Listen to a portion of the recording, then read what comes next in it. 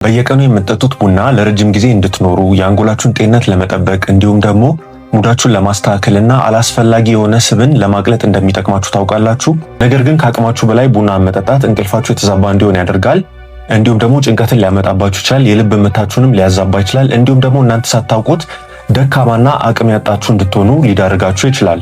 ስለዚህ ጤናማ የሆነ የቡና መጠጥ የምንለው ስንት ሲኒ ሲሆን ነው? አንድ ቡና፣ 3 ቡና ወይስ 5 ቡና? እንዲሁም ደግሞ ቡና ስትጠጡ በሰውነታችሁ ውስጥ ምን የሚከናወን ይመስላችኋል የሚለውን በዛሬው ቪዲዮ ይዤላችሁ መጥቻለሁ። ስለዚህ በዛሬው ቪዲዮ ላይ በሳይንስ የተደገፈ እንዲሁም ደግሞ በተለያዩ ጥናቶች አማካይነት ቡና ምን እንደሆነ እንዲሁም ደግሞ በቀን ውስጥ አስፈላጊ የሆነ የቡና መጠን ወይም ለጤናችሁ ተስማሚ የሆነው የቡና መጠን ምን ያህል እንደሆነ እንዲሁም የቡና ጉዳቶቹና ጥቅሞቹ እንዲሁም ደግሞ አንዳንድ ሰዎች ሳያውቁት ጧት ላይ ሚስቴክሊ ቡናን እየጠጡ ሩቲንሊ ራሳቸውን ሊጎዱ እንዴት እንደሚችሉ በዛሬው ቪዲዮ ላይ ቡናን እንዴት መጠጣት እንዳለባችሁ አስፈላጊ የሆነውን የቡና መጠን ምን ያህል እንደሆነ አብረን የምንመለከት ይሆናል። እስከ ቪዲዮ መጨረሻ ድረስ አብራችሁን ቆዩ።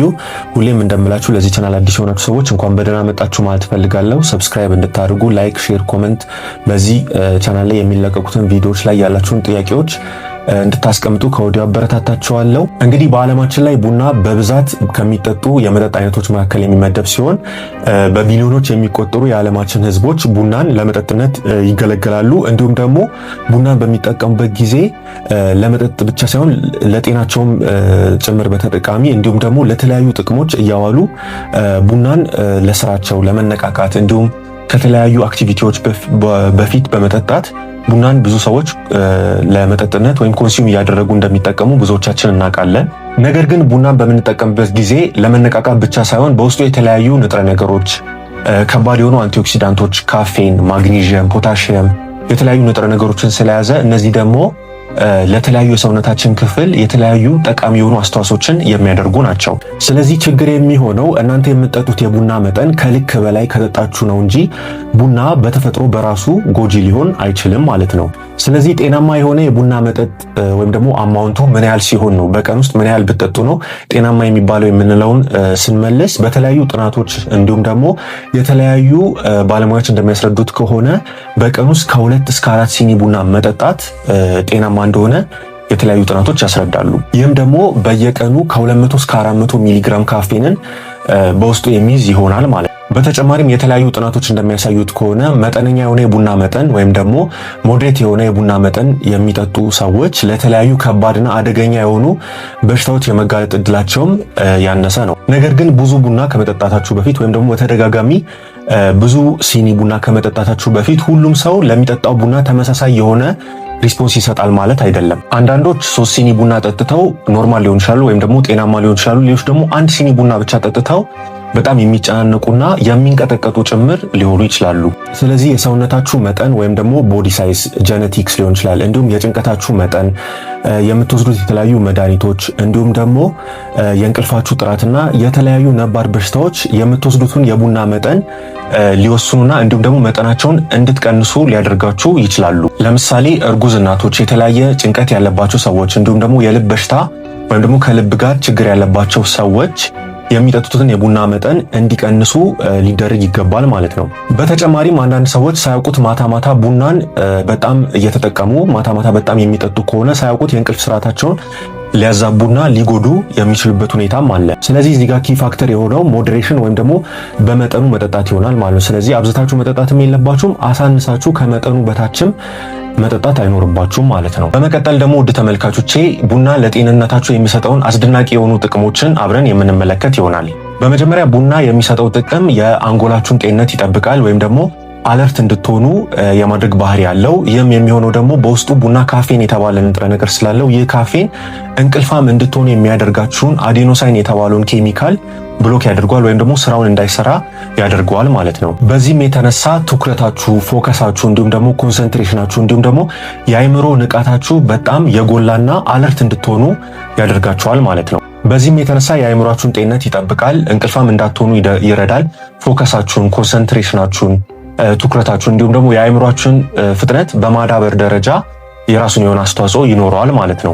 ሌላኛው ቡና መጠጣት በተለያዩ ጠቃሚ በሆኑ አንቲኦክሲዳንቶች የበለጸገ ሲሆን ሴሎቻችን በተለያዩ ፍሪ ራዲካሎች ወይም ደግሞ በኦክሲዴቲቭ ስትረስ ጊዜ ሊፈጠሩ በሚችሉ ጎጂ ኬሚካሎች ወይም ደግሞ ፍሪ ራዲካሎች አማካኝነት ሴሎቻችን እንዳይጎዱ ያደርጋል ማለት ነው። ስለዚህ ቡና መጠጣት ከእርጅናና ከተለያዩ የሴሎች ጉዳቶች ይጠብቀናል ማለት ነው። በተጨማሪም አንዳንድ ጥናቶች እንደሚያሳዩት ከሆነ ቡና መጠጣት የአይነት 2 የስኳር በሽታ ወይም ደግሞ ታይፕ 2 ዳያቤቲስ ሚሊተስ የምንለውን በሽታ የመቀነስ ወይም ደግሞ መጠኑን ዝቅ የማድረግ ባህሪም አለው። አንዳንድ ጥናቶች እንደሚያሳዩትም ከሆነ ሞዴሬት የሆነ የቡና መጠን ወይም ደግሞ መጠነኛ የሆነ የቡና መጠን የሚጠጡ ሰዎች የስኳር በሽታን መከላከል እንደሚችሉና እንዲሁም ደግሞ እነዚህ ሰዎች የኢንሱሊን ሴንሲቲቪቲያቸው እንደሚጨምር አንዳንድ ሳይንቲስቶች ይናገራሉ። በዚህም የተነሳ ስኳርን ሴሎቻቸው በአግባቡ መጠቀም እንዲችሉና ራሳቸውን ከስኳር በሽታ መከላከል እንዲችሉ ይረዳቸዋል ማለት ነው። ነገር ግን እንደዚህ አይነት ሰዎች ቡናን በሚጠጡበት ጊዜ ከተለያዩ ስኳርና ማጣፈጫዎች ጋር አንድ ላይ መጠቀም የለባቸውም። ምክንያቱም የስኳር መጠናቸውን ከፍ ስለሚያደርግባቸውና በሽታቸውን ሊያባብስባቸው ስለሚችል ማለት ነው። ሌላኛው ቡና ጤናችሁን ሰፖርት ያደርጋል ወይም ደግሞ ጤናችሁንም የማሳደግ ባህሪ ያለው። ለምሳሌ ቡናን ሞዴሬትሊ የሚጠጡ ሰዎች ከተለያዩ በሽታዎች ማለትም ከስትሮክ፣ ከልብ በሽታ የመጋለጥ እድላቸውም ያነሰ ይሆናል ማለት ነው። ነገር ግን አሁንም ማወቅ ያለባችሁ ቡናን በመጠጡበት ጊዜ ሞዴሬትሊ መጠጣት ወይም ደግሞ በመጠኑ መጠጣት አስፈላጊ ይሆናል ማለት ነው። በውስጡ ካፌን ስላለው ይህ ደግሞ ከበዛ ለሰውነታችሁ ሊጎዳችሁ ስለሚችል በመጠኑ መጠጣት ያስፈልጋል ማለት ነው። ሌላኛው ቡና መጠጣት የሰውነት ስባችሁ እንዲቀልጥ ያደርጋል። እንዲሁም ደግሞ የአካል ብቃታችሁ እንዲጎለብትና እንዲያድግ የሚረዳ ነው።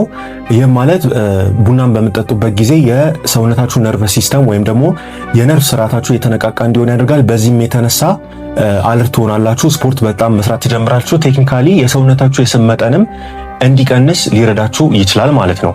ስለዚህም ነው አንዳንድ ሰፕሊመንቶች በውስጣቸው የተለያዩ ካፌን የመሳሰሉ ንጥረ ነገሮችን በውስጣቸው ይዳረጋል ማለት ነው። በዚህም የተነሳ የእናንተ ስትሬንግስ፣ ፐርፎርማንስ እንዲሁም ደግሞ ኢንዱራንሳችሁ የአካል ብቃታችሁ እንዲጎለብት ይረዳል ማለት ነው። በተጨማሪም ቡና መጠጣት እያረጀን ስንመጣ የአንጎላችንን ጤንነት ይጠብቃል። እንዲሁም ደግሞ አንዳንድ ጥናቶች እንደሚያሳዩት ከሆነ ለፓርኪንሰንስ ዲዚዝ እንዲሁም ደግሞ ለመርሳት በሽታ ወይም ደግሞ አልዛይመርስ ዲዚዝ የመጋለጥ ሪስካችንን ይቀንስልናል ማለት ነው። የተለያዩ ሳይንቲስቶች እንደሚሉት ከሆነ በእነዚህ ጉዳዮች ላይ ቡና እንዴት አድርጎ እነዚህን ከአንጎላችን ጋር ወይም ደግሞ ከአይምሯችን ጋር የተገናኙ በሽታዎችን እንዴት አድርጎ ቡና ፕሪቨንት እንደሚያደርግ ወይም እንደሚከላከል በቂ የሆነ ጥናት ባያደርጉም ነገር ግን በቡና ውስጥ ያሉ ካፊንና የተለያዩ ጠቃሚ የሆኑ አንቲኦክሲዳንቶች እነዚህ በሽታዎች ፕሮግረስ አድርገው ወይም ደግሞ በሂደት እንዳይመጡብን የማድረግ አቅም እንዳላቸው አንዳንድ ሳይንቲስቶች በጥናት ደረጃ ባይረጋገጥም ሊሆኑ ይችላሉ ብለው ግን መላምታቸውን ወይም ደግሞ ሃይፖቴሲሳቸውን አስቀምጠዋል ማለት ነው።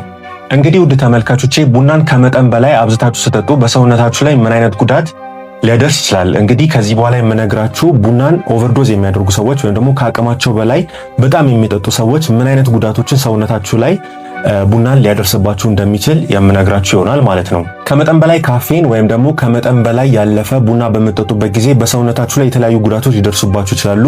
ከነዚህም መካከል ከፍተኛ የሆነ ጭንቀትና አንዛይቲ ሊኖራችሁ ይችላል። እንዲሁም ደግሞ የሰውነታችሁ የልብ ምት መጠን ሊጨምር ይችላል። ፋስት የሆነ ሀርት ቢት ሊኖራችሁ ይችላል። እንዲሁም የተለያየ ራስ ምታት ሊኖራችሁ ይችላል። እንዲሁም አንዛይቲ ሊኖራችሁ ይችላል። ወይም ደግሞ ከልክ ያለፈ መጨነቅ ሊኖራችሁ ይችላል። ሼኪንግ ሊኖራችሁ ይችላል። ወይም ደግሞ የሰውነታችሁ መንቀጥቀጥ ሊያጋጥማችሁ ይችላል። እንዲሁም በሰውነታችሁ ውስጥ የሚገኘው አሲድ ሪፍሌክስ ሊያደርግ ይችላል። ወይም ደግሞ አሲዱ ከሰውነታችሁ ውስጥ ከሆዳችሁ ውስጥ ሪፍሌክስ ሊያደርግ ይችላል። እንዲሁም የሆድ ቁስለትን ሊያስከትልባችሁ ይችላል። እንዲሁም ደግሞ ቡናን አብዝታችሁ በምትጠቀሙበት ጊዜ የቡና ሱሰኛም ልትሆኑ ትችላላችሁ። ስለዚህ ያለ ቡና ፈንክሽን ማድረግ አትችሉም። ቡናው ላይ ሱሰኛ ሆናችሁ ልትቀሩ ትችላላችሁ ማለት ነው። ስለዚህ ነው እነዚህ ጉዳቶች አብዛኛው ሰዎች የሚያውቃቸው ቡናን አብዝታችሁ ስትጠጡ የሚከሰቱ የተለያዩ ጉዳቶች ናቸው። ነገር ግን አብዛኛው ሰዎች ደግሞ ስለማያውቁት አብዝተው ቡና የሚጠጡ ሰዎች ሊደርስባቸው የሚችለውን ችግር አሁን ነግራችኋለሁ።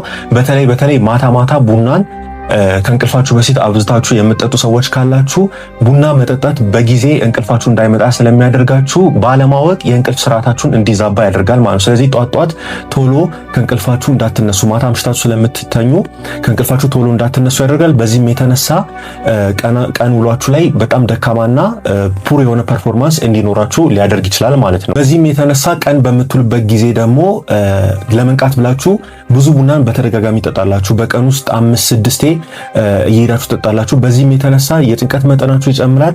የተዛባ የሆነ ቪሸስ ሳይክል ውስጥ ወይም ደግሞ የሆነ ሳይክል ውስጥ መለሳችሁ እዛ ሳይክል ውስጥ ያለ ቡና አለመስራት የሚያደርስ ሳይክል ውስጥ ቪሸስ የሆነ ሳይክል ውስጥ እንድትገቡ ያደርጋችኋል ማለት ነው። ስለዚህ ባለሙያዎች እንደሚሉት ከሆነ ሁልጊዜ ከመተኛታችሁ በፊት አስቀድማችሁ ከ6 ሰዓት ወይም እስከ 8 ሰዓት ድረስ ምንም አይነት ቡና መጠጣት አይኖርባችሁም ማለት ነው። ለምሳሌ ማታ 4 ሰዓት የምተኙ ከሆነ ከቀን 8 ሰዓት እስከ 10 ሰዓት ባለው ጊዜ ውስጥ ቡና ትጠጣላችሁ እንጂ ከ10 ሰዓት በኋላ የምትጠጡ ከሆነ 4 ሰዓት ላይ የምተኙትን እንቅልፍ በማዛባት ጠዋት ላይ ቶሎ እንዳትነቁ በማድረግ በቀናችሁ ላይ ተጽዕኖ በማሳደር እንዲሁም ደግሞ ቀን ለመስራት ስትሉ ቡናን በተደጋጋሚ እንድትጠቀሙና ሱስ ውስጥ እንድትገቡ ሊያደርጋችሁ ስለሚችል በጥናቶቹ መሰረት ሁል ጊዜ ከእንቅልፋችሁ ከ6 ሰዓት እስከ 8 ሰዓት አስቀድማችሁ ምንም አይነት አነቃቂ ነገር እንዲሁም ቡናን መጠጣት አይኖርባችሁም ማለት ነው። ስለዚህ ቡናን መቼ መጠጣት አለባችሁ ወይም ደግሞ አፕሮፕሪየት ታይም የሚባለው ቡናን ለመጠጣት የትኛው ይሆናል? ለምሳሌ ብዙ ሰዎች አብዛኛው ጊዜ ከእንቅልፋቸው ኢሚዲየትሊ እንደተነሱ ቡናን ሲጠጡ ይስተዋላል። ነገር ግን ይህ ልክ አይደለም። ምክንያቱም ጠዋት በምትነሱበት ጊዜ ሰውነታችሁ ኮርቲሶል የተባለ ሆርሞን ስለሚያመነጭ ይህ ደግሞ በራሳችሁ እንድትነቁ ሊያደርጋችሁ ስለሚችል አብዛኛው ጊዜ ከእንቅልፋችሁ ከተነሳችሁ ከ1 ሰዓት እስከ 1 ሰዓት ተኩል በኋላ ነው ቡና መጠጣት ያለባችሁ ማለት ነው። በዚህም የተነሳ በቀናችሁ ላይ ንቁ እንድትሆኑ ይረዳችኋል ማለት ነው። ሌላኛው ደግሞ ቡናን በምትጠጡበት ጊዜ ለምሳሌ እንቅልፋችሁ በሰዓቱ መጥቶ ግን እንቅልፋችሁን ቴምፖራሪ የማስቀረት ብላችሁ ቡና የምትጠጡ ሰዎች ካላችሁም በዚህ ጊዜ እንቅልፋችሁን ብተኙ ይመረጣል ማለት ነው። ቡናን ቴምፖራሪ እንቅልፋችሁን ለማስቀረት ብላችሁ መጠቀም አይኖርባችሁ። ምክንያቱም ጠዋት ላይ ፐርፎርማንሳችሁ ጠዋት ላይ አክቲቭ ሆናችሁ የቀን ውላችሁን ስራችሁን እንድትሰሩ ሊያደርጋችሁ ስለማይችል እንቅልፋችሁ ከመጣ ቶሎ ብላችሁ ብተኙና እንዲሁም ደግሞ ከእንቅልፋችሁ ከመምጣቱ በፊት ከ6 ሰዓት እስከ 8 ሰዓት በፊት ምንም አይነት ቡናን ባትጠቀሙ ይመረጣል ማለት ነው። ሌላኛው አስፈላጊ ቲፕ ደግሞ ቡናን በምትጠጡበት ጊዜ ከውሃ ጋር ቀላቅላችሁ ብትጠጡት ይመከራል ማለት ነው። ምክንያቱም በቂ የሆነ ፈሳሽ ላታገኙ ስለምትችሉ ቡና በውስጡ ካፌን ስላለው ይህ ደግሞ የፈሳሽ መጠናችሁን የመቀነስ ባህሪ ሊኖር ስለሚችል ወይም ቡና በባህሪው ዲሃይድሬትድ እንድትሆኑ ወይም የውሃ ጥም እንዲይዛችሁ ሊያደርግ ስለሚችል ቡና ከውሃ ጋር ቀላቅላችሁ ብትጠቀሙ የተሻለ ይሆናል። ምክንያቱም የፈሳሽ መጠናችሁን እንዲያንስ ሊያደርግ ይችላል። በዚህም የተነሳ የድካም ስሜትና ራስ ምታት ሊያማችሁ ስለሚችል ቡናን ከውሃ ጋር በመቀላቀል መጠቀም ትችላላችሁ ማለት ነው። ስለዚህ ለሰውነታችን ጤናማ የሆነው የቡና መጠጥ ወይም ደግሞ ጤናማ የሆነው የቡና አጠጣጥ የምንለው ምን ሲሆን ነው የሚለውን አብረን እንመለከታለን። ቡናን በምትጠጡበት ጊዜ ዳርክ ኮፊ ቢሆን ይመረጣል፣ ወይም ደግሞ ጠቆር ያለ ቡና ቢሆን ይመረጣል። እንዲሁም ደግሞ ፍሬሽ የሆነ ወይም ንጹህ የሆነ ቡና መሆን አለበት። በተጨማሪም ደግሞ ቡናው ጧት ብትጠጡት ይመከራል። ለምሳሌ ከእንቅልፋችሁ እንደተነሳችሁ ከ1 ሰዓት እስከ 1 ሰዓት ተኩል ውስጥ ባለው ጊዜ ውስጥ ብትጠጡ ይመከራል። እንዲሁም ደግሞ ስኳር ልታበዙ አይገባም። በተደጋጋሚና አብዝታችሁ መጠኑንም ጨምራችሁ ወይም 2 እና 3 ሲኒ መጠጣት አይኖርባችሁም ማለት ነው። ሌላኛው መርሳት የሌለባችሁ ቡናን በምትጠጡበት ጊዜ ከተለያዩ አነቃቂ ሰብስታንሶች ጋር ለምሳሌ እንደነ ፕሬዲተር፣ ሬድ ቡል ከመሳሰሉት ጋር በመቀላቀል መጠቀም የለባችሁም። በተጨማሪም ስኳር አብዝታችሁ መጠጣት አይኖርባችሁም ማለት ነው። እንግዲህ ሳይንቲስቶች እንደሚሉት ከሆነ በቀን ውስጥ ከ2 እስከ 4 ሲኒ ቡና ብቻ መጠጣት ይኖርባችኋል። ምክንያቱም አንዳንድ ሰዎች ለምሳሌ ኢንዲቪጁዋላይዝድ መሆን አለበት ይሄ ነገር ይላሉ። ለምሳሌ አንዳንድ ሰዎች 1 ሲኒ ብቻ ጠጥተው የተለያዩ ከቡናው ጋር በተያያዘ ምልክቶችን ሊያዩ ይችላሉ ማለት እነዚህ ሰዎች መጠኑን መቀነስ ይኖርባቸዋል። እንዲሁም ደግሞ ሊያቆሙ ይገባል። ለምሳሌ የልብ ምታቸው የሚጨምር ከሆነ፣ የሚያንቀጠቅጣቸው ከሆነ፣ ራስ ምታት የሚሰማቸው ከሆነ፣ ላብላብ የሚላቸው ከሆነ እንዲሁም የተለያዩ ስሜቶችን የሚያማቸው ከሆነ የጨጓራ በሽታ ካለባቸው እነዚህ ሰዎች የቡና መጠናቸውን መቀነስ ይኖርባቸዋል። ነገር ግን ኖርማል የምንለው ወይም ደግሞ ለሰውነታችን የሚፈቀደው የቡና መጠን በቀን ውስጥ ከ2 እስከ 4 ሲኒ ቡና መጠጣት ይኖርባቸዋል። እንዲሁም ደግሞ እንቅልፋችሁን ከመተኛታችሁ ከ6 ሰዓት እስከ 8 ሰዓት በፊት አስቀድማችሁ ምንም አይነት አነቃቂ የሆነ ነገር ወይም ደግሞ ቡናን መጠጣት አይኖርባችሁ ማለት ነው። እንግዲህ ውድ ተመልካቾቼ በዚህ ቪዲዮ ላይ ስለ ቡና ምንነት፣ ጠቀሜታዎቹ እንዲሁም ጉዳቶቹ እንዲሁም የትኛው የቡና አይነት ጠቃሚ እንደሆነ እንዲሁም ስንት ጊዜ ቡናን በቀን ውስጥ መጠጣት እንዳለባችሁ በዚህ ቪዲዮ ላይ ለማየት ሞክረናል። በዚህ ቪዲዮ ላይ ያላችሁን የተኛሙ ጥያቄዎች እንዲሁም ይህን ቪዲዮ ካያችሁ በኋላ ደግሞ ቡና የተከለከላችሁ ሰዎች ካላችሁ ቡናን ምን ያህል እንደምትጠጡ የተለያዩ በሽታ ኖሮባችሁ ደግሞ ቡናን እንዳትጠጡ የተከለከላችሁ ሰዎችም ካላችሁ በኮሜንት ሴክሽኑ ስር ያላችሁን የተለያዩ ጥያቄዎች አስቀምጡልኝ። ቪዲዮ ከተመቻችሁ ይህንን ቻናል ሰብስክራይብ አድርጉ፣ እንዲሁም ላይክ እና ሼር በማድረግ ለወዳጅ ዘመዶቻችሁ አጋሩላችኋለሁ። በቀጣይ ደግሞ በተመሳሳይ የጤና ቪዲዮ አብረን እስከምንገናኝ ድረስ መልካም ቆይታ